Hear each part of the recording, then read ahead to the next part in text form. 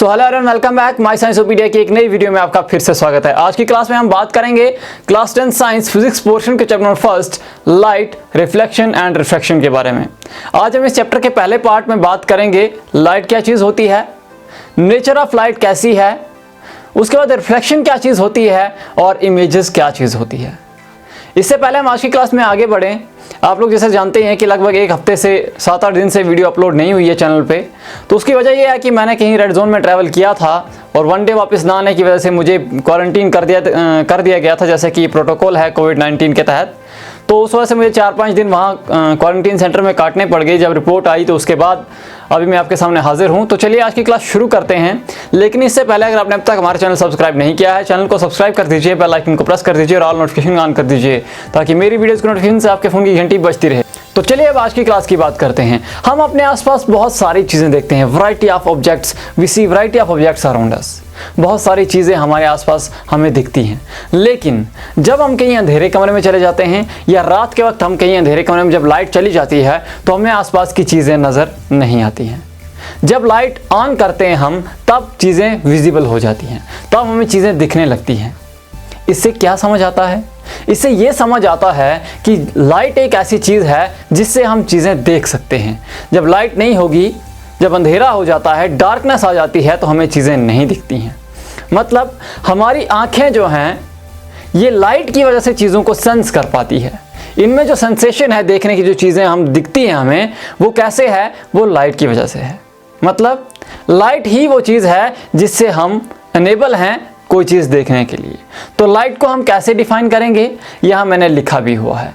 Light is a form of energy which enable us to see things from which it is emitted or reflected।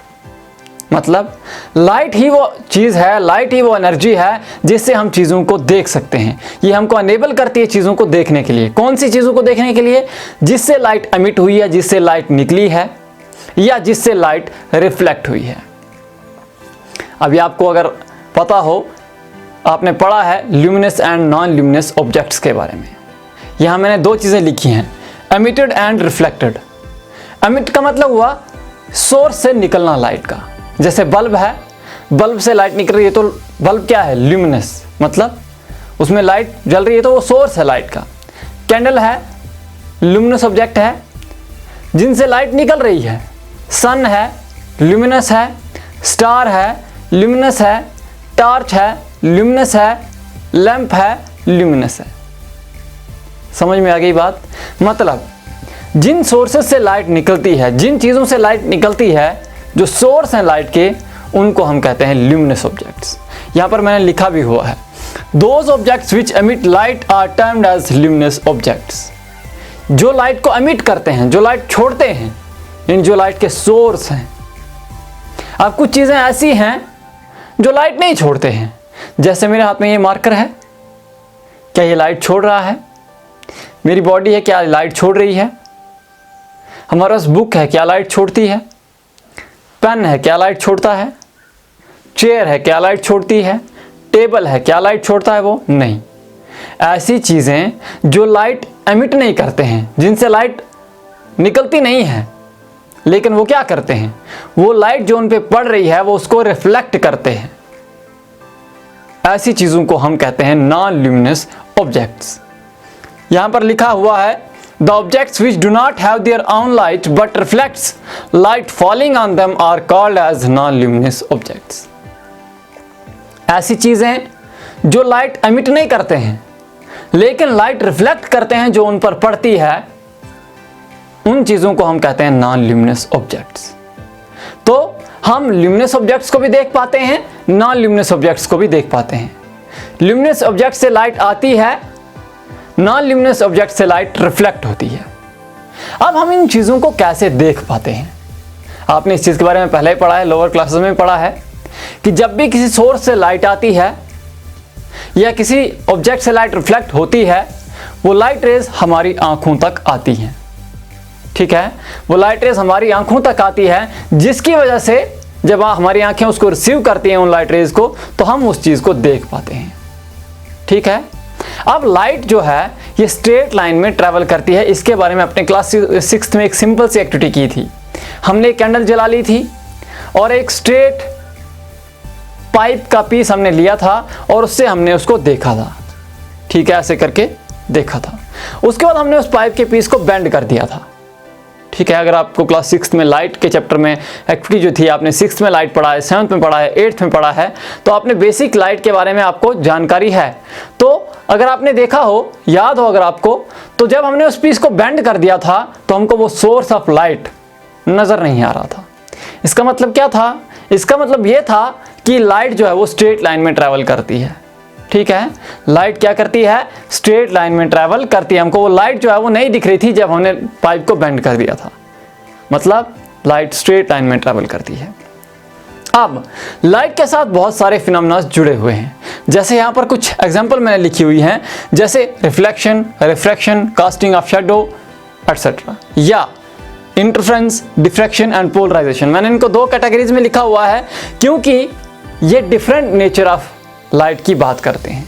अब जब हम reflection की बात करते हैं, रिफ्रैक्शन की बात करते हैं या कास्टिंग ऑफ शैडोज की बात करते हैं, तो ये तभी पॉसिबल है, हम इन फिनोमेना को तभी एक्सप्लेन कर सकते हैं जब हम लाइट को माने कि इसका पार्टिकल नेचर है। लाइट पार्टिकल्स की बनी हुई है जो बहुत तेज स्पीड से चलते हैं। अगर हम लाइट को पार्टिकल नेचर का माने तभी हम इन फिनोमेना को एक्सप्लेन कर सकते हैं। उसके बनिस्बत हमारे पास जो इंटरफेरेंस है, डिफ्रैक्शन है या पोलराइजेशन है, ये तभी एक्सप्लेन हो सकते हैं जब हम लाइट को वेव नेचर का माने। तो इससे क्या बात है, इससे क्या साबित होता है? इससे ये पता चलता है कि लाइट की नेचर ड्यूअल है। लाइट की नेचर ड्यूअल है, यानी पार्टिकल नेचर भी है, वेव नेचर भी है। तो अभी जो फिनोमेना है, जैसे कि रिफ्लेक्शन है, जैसे कि रिफ्रैक्शन है, जैसे कि कास्टिंग ऑफ शैडोज है, ये हम तभी एक्सप्लेन कर सकते हैं जब हम ये माने कि लाइट का नेचर जो है वो पार्टिकल है। मतलब लाइट पार्टिकल्स की बनी हुई है जो बहुत तेजी से मूव करते हैं। इसके बनिस्बत दूसरे कुछ फिनोमेना है, जैसे कि इंटरफेरेंस है, जैसे कि पोलराइजेशन है, जैसे कि डिफ्रैक्शन है। इसको हम तब एक्सप्लेन कर सकते हैं, इन फिनोमेना को हम तब एक्सप्लेन कर सकते हैं जब हम ये माने कि लाइट वेव्स की बनी हुई है। तो इसी तरह से दो थ्योरीज हैं जो मानी जाती हैं। अब उसके बाद एक नई थ्योरी आ गई है जिसमें ये दोनों थ्योरीज जो हैं वो इंक्लूड हो गई हैं, जिसको हम क्वांटम थ्योरी कहते हैं। लेकिन ये दो थ्योरीज बहुत पहले से मानी जाती हैं जो लाइट को एक्सप्लेन करने में हेल्प करती हैं। पहली थ्योरी है पार्टिकल थ्योरी ऑफ लाइट। इस थ्योरी का ये मानना था कि लाइट जो है वो पार्टिकल्स की बनी हुई है, जो पार्टिकल्स बहुत तेजी से मूव करते हैं, और उन पार्टिकल्स का नाम इस थ्योरी ने दिया था फोटॉन, कि लाइट जो है फोटॉन्स की बनी हुई है और फोटॉन्स बहुत तेजी से मूव करते हैं। ये पार्टिकल थ्योरी का कहना था। दूसरी थ्योरी थी जो अभी मैंने कहा कि क्वांटम थ्योरी आ गई है, अब इसमें दोनों थ्योरियां मर्ज, थ्योरीज जो हैं वो मर्ज हो गई हैं। तो वेव थ्योरी ने ये कहा कि वेव थ्योरी का कहना था कि लाइट जो है ये इलेक्ट्रोमैग्नेटिक वेव्स की बनी हुई है, ठीक है।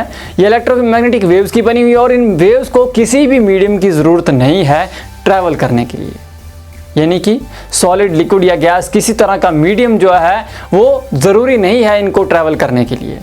इनकी वेवलेंथ बहुत छोटी है, स्पीड बहुत ज़्यादा है। अगर हम विजिबल रेंज की बात करें, जो विजिबल लाइट है हमारी, उसकी वेवलेंथ 4 × 10⁻⁷ to 8 × 10⁻⁷ मीटर पर सेकेंड है, और स्पीड लाइट की 3 × 10⁸ मीटर पर सेकेंड है। वेव थ्योरी ने ये कहा। अब ये कंफ्यूजन चलती रही कि पार्टिकल नेचर है या वेव नेचर है। उसके बाद एक थ्योरी आई जिसने ये बताया कि लाइट जो है वो पार्टिकल्स की बनी हुई है, लेकिन उन पार्टिकल्स का नेचर जो है वो वेव नेचर है, जिस थ्योरी का नाम था क्वांटम थ्योरी ऑफ लाइट। इस थ्योरी ने कहा कि लाइट जो है वो पार्टिकल्स की बनी हुई है, लेकिन उन पार्टिकल्स का जो नेचर है वो वेव नेचर है। मतलब लाइट का नेचर क्या है? ड्यूअल नेचर है, पार्टिकल नेचर भी है, वेव नेचर भी है। Light is made up of particles having wave nature, ठीक है। अब ये जो थ्योरीज थी इसने एक्सप्लेन किया लाइट को प्रॉपरली, यानी लाइट पार्टिकल्स की बनी हुई है, फोटॉन्स की बनी हुई है, लेकिन उन फोटॉन्स का नेचर कैसा है? वेव नेचर है, ठीक है। अब बारी आ जाती है रिफ्लेक्शन की। ये रिफ्लेक्शन क्या चीज़ होती है? जब भी किसी सरफेस पे लाइट पड़ती है तो वहाँ पर तीन चीज़ें हो सकती हैं। या तो लाइट कंप्लीटली एब्जॉर्ब हो जाएगी, या लाइट कंप्लीटली ट्रांसमिट हो जाएगी, या लाइट रिफ्लेक्ट हो जाएगी। जब लाइट कंप्लीटली एब्जॉर्ब हो जाती है तो हमको वो चीज़ कंप्लीटली परफेक्टली ब्लैक दिखती है। जैसे ब्लैक बोर्ड है तो क्या होता है, जब लाइट इस पर पड़ती है तो लाइट कंप्लीटली एब्जॉर्ब हो जाती है, इसीलिए हमको वो ब्लैक दिखता है। दूसरी चीज़, जब लाइट पास हो जाती है किसी ऑब्जेक्ट से तो हमको वो चीज़ ट्रांसपेरेंट दिखती है। जैसे ग्लास है ना, प्लेन ग्लास, हमको ट्रांसपेरेंट दिखता है क्योंकि लाइट उसमें से ट्रांसमिट हो रही है, पास हो रही है। ठीक है। जब ट्रांसमिशन होती है तो वहां पर लाइट बेंड होती है, क्योंकि जब लाइट एक मीडियम से दूसरे मीडियम में जाती है तो लाइट जो है बेंड हो जाती है, पाथ थोड़ा सा डिविएट हो जाता है, जिसको हम रिफ्रैक्शन कहते हैं। हमने इस चैप्टर में रिफ्रैक्शन के बारे में पढ़ना है डिटेल में, इसको हम क्या कहते हैं, रिफ्रैक्शन कहते हैं। तो हमको वो चीज़ें ट्रांसपेरेंट दिखती हैं। जब अगर ट्रांसमिट हो जाती है light, most of the light जो है वो ट्रांसमिट हो जाती है ऑब्जेक्ट के थ्रू, तो हमको वो चीज़ ट्रांसपेरेंट दिखती है। उसके बाद तीसरी चीज़ आती है रिफ्लेक्शन। जब लाइट बाउंस होकर वापस आती है, सरफेस पर पड़ने के बाद, बाउंस होने के बाद वापस आती है, तो हमको वो चीज़ नज़र आती है, इसी को हम रिफ्लेक्शन कहते हैं। ठीक है। वो जो bouncing back of light rays from surface of an object, इसी चीज़ को कहा जाता है रिफ्लेक्शन ऑफ लाइट। ठीक है। अब reflection of light polished surface से या शाइनी सरफेस से ज़्यादा होती है as compare to dull surfaces.